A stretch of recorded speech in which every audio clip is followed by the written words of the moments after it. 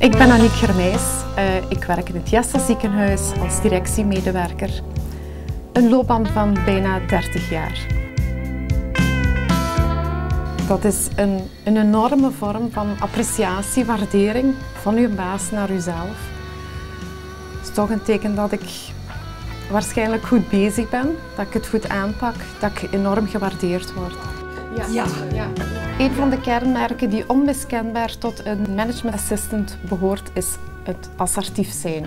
Zij moet vooral haar baas afschermen voor de mensen die met hem zaken willen afspreken. Zij moet dat allemaal kritisch bekijken, zij moet kennis van zaken hebben, ze moet weten wat prioriteiten zijn, wat belangrijk is voor hem.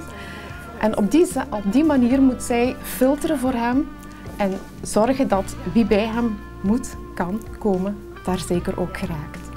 Misschien de agenda van volgende week, waar dat... Ik heb Aniek voorgesteld tot management assistant van het jaar, omdat ze in eerste instantie al jarenlang, meer dan 20 jaar trouwe medewerker is hier op het directiesecretariaat van de algemeen directeur, al van bij mijn voorganger. Omdat zij tevens ook de eigenschap heeft dat ze tevens vooruit denkt, omdat ze tevens een stapje verder denkt dan een dossier, wat zijn gevolgen van een dossier, en dat ze ook zeer nauwgezet is in de correctheid waarop dossiers worden ingediend. In het begin van mijn carrière heb ik vooral zeer uitvoerend werk gedaan, waarbij mij opdrachten gegeven werden en die moest ik dan tot een goed einde brengen.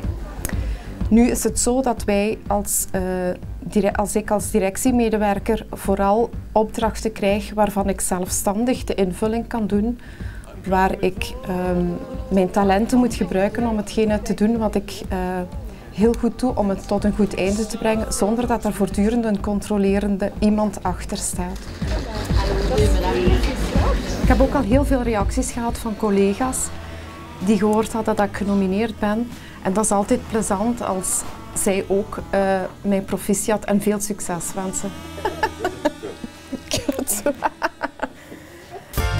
Made in Limburg TV, het economische magazine op TV Limburg. Elke donderdag na het nieuws.